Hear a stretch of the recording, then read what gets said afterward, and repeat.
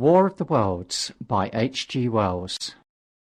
Book 2, Chapter 3, The Days of Imprisonment.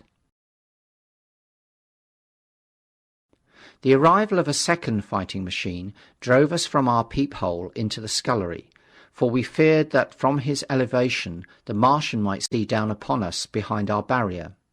At a later date we began to feel less in danger of their eyes, for to an eye in the dazzle of the sunlight outside, our refuge must have been blank blackness, but at first the slightest suggestion of approach drove us into the scullery in heart-throbbing retreat.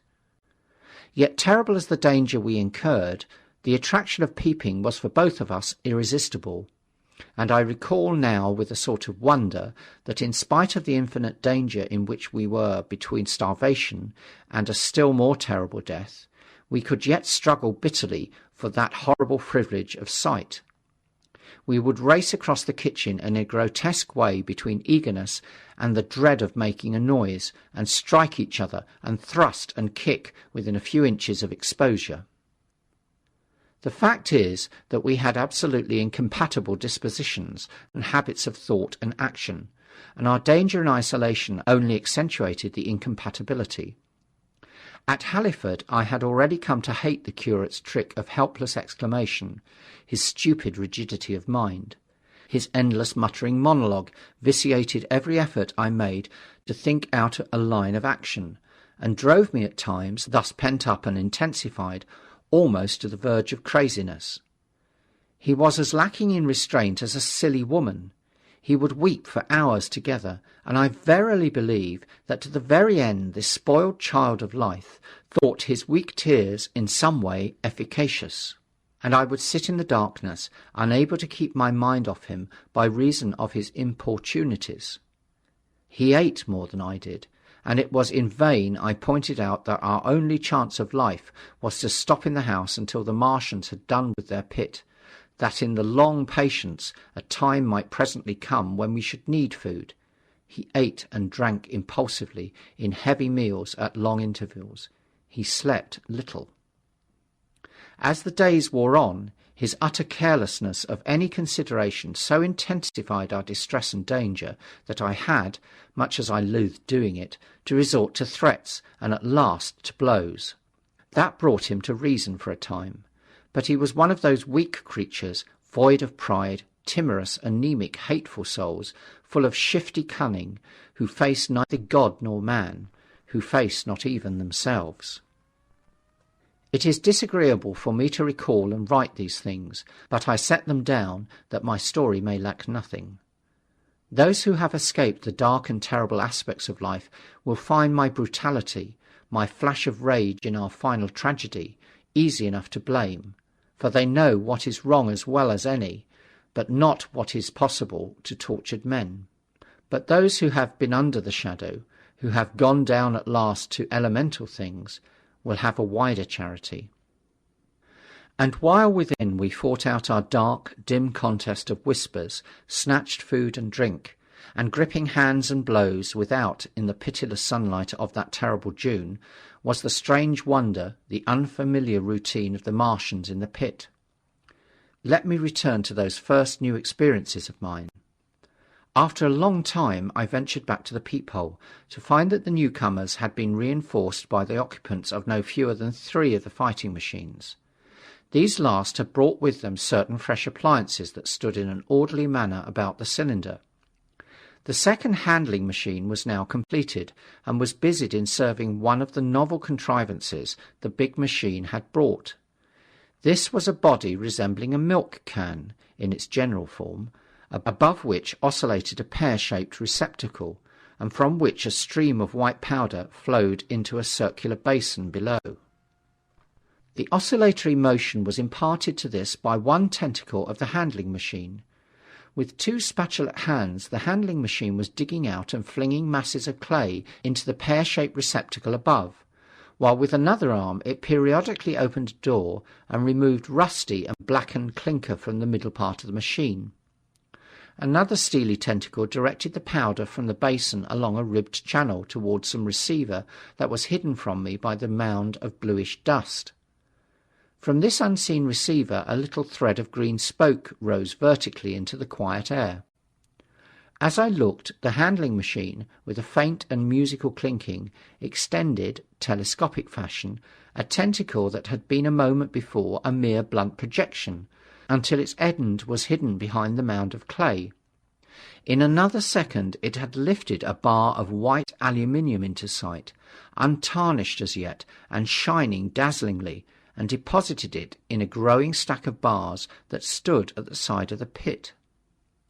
Between sunset and starlight, this dexterous machine must have made more than 100 such bars out of the crude clay, and the mound of bluish dust rose steadily until it topped the side of the pit. The contrast between the swift and complex movements of these contrivances and the inert, panting clumsiness of their masters was acute, and for days I had to tell myself repeatedly that these latter were indeed the living of the two things. The curate had possession of the slit when the first men were brought to the pit. I was sitting below, huddled up, listening with all my ears. He made a sudden movement backwards, and I, fearful that we were observed, crouched in a spasm of terror. He came sliding down the rubbish and crept beside me in the darkness, inarticulate, gesticulating, and for a moment I shared his panic. His gesture suggested a resignation of the slit, and after a little while my curiosity gave me courage, and I rose up, stepped across him, and clambered up to it. At first I could see no reason for his frantic behaviour. The twilight had come, the stars were little and faint, but the pit was illuminated by the flickering green fire that came from the aluminium making. The whole picture was a flickering scheme of green gleams and shifting rusty black shadows, strangely trying to the eyes. Over and through it all went the bats, heeding it not at all. The sprawling Martians were no longer to be seen. The mound of blue-green powder had risen to cover them from sight, and a fighting machine with its legs contracted, crumpled, and abbreviated stood across the corner of the pit. And then, amid the clangor of the machinery, came a drifting suspicion of human voices that I entertained at first only to dismiss. I crouched, watching this fighting machine closely, satisfying myself now for the first time that the hood did indeed contain a Martian. As the green flames lifted, I could see the oily gleam of his integument and the brightness of his eyes. And suddenly I heard a yell, and saw a long tentacle reaching over the shoulder of the machine to the little cage that hunched upon its back. Then something struggling violently was lifted high against the sky, a black, vague enigma against the starlight.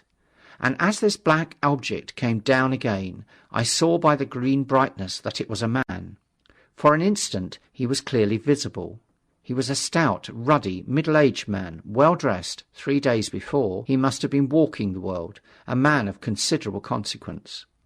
I could see his staring eyes and gleams of light in his studs and watch chain. He vanished behind the mound, and for a moment there was silence, and then began a shrieking and a sustained and cheerful hooting from the Martians. I slid down the rubbish, struggled to my feet, clapped my hands over my ears, and bolted into the scullery.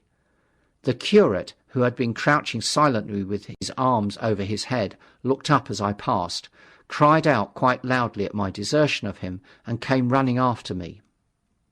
That night, as we lurked in the scullery, balanced between our horror and the terrible fascination this peeping had, although I felt an urgent need of action, I tried in vain to conceive some plan of escape.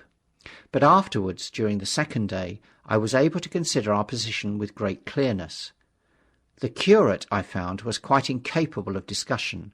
This new and culminating atrocity had robbed him of all vestiges of reason or forethought. Practically he had already sunk to the level of an animal. But as the saying goes, I gripped myself with both hands. It grew upon my mind, once I could face the facts, that terrible as our position was, there was as yet no justification for absolute despair. Our chief chance lay in the possibility of the Martians making the pit nothing more than a temporary encampment. Or even if they kept it permanently, they might not consider it necessary to guard it, and a chance of escape might be afforded us. I also weighed very carefully the possibility of our digging a way out in a direction away from the pit, but the chances of our emerging within sight of some sentinel fighting machine seemed at first too great, and I should have had to do all the digging myself. The curate would certainly have failed me. It was on the third day, if my memory serves me right, that I saw the lad killed. It was the only occasion on which I actually saw the Martians feed. After that experience I avoided the hole in the wall for the better part of a day. I went into the scullery, removed the door, and spent some hours digging with my hatchet, as silently as possible. But when I had made a hole about a couple of feet deep, the loose earth collapsed noisily, and I did not dare continue. I lost heart and lay down on the scullery floor for a long time, having no spirit even to move. And after that I abandoned altogether the idea of escaping from excavation. It's as much for the impression the Martians had made upon me that at first I entertained little or no hope of our escape being brought about by their overthrow through any human effort. But on the fourth or fifth night I heard a sound like heavy guns. It was very late in the night, and the moon was shining brightly. The Martians had taken away the excavating machine, and save for a fighting machine that stood in the remoter bank of the pit, and a handling machine that was buried out of my sight in a corner of the pit immediately beneath my peephole, the place was deserted by them. Except for the pale glow from the handling machine, and the bars and patches of white moonlight, the pit was in darkness, and, except for the clinking of the handling machine, quite still. That night was a beautiful serenity, save for one planet. The moon seemed to have the sky to herself. I heard a dog howling, and that familiar sound it was that made me listen. Then I heard quite distinctly a booming, exactly like the sound of great guns. 6 distinct reports I counted, and after a long interval 6 again. And that was all. End of chapter 3.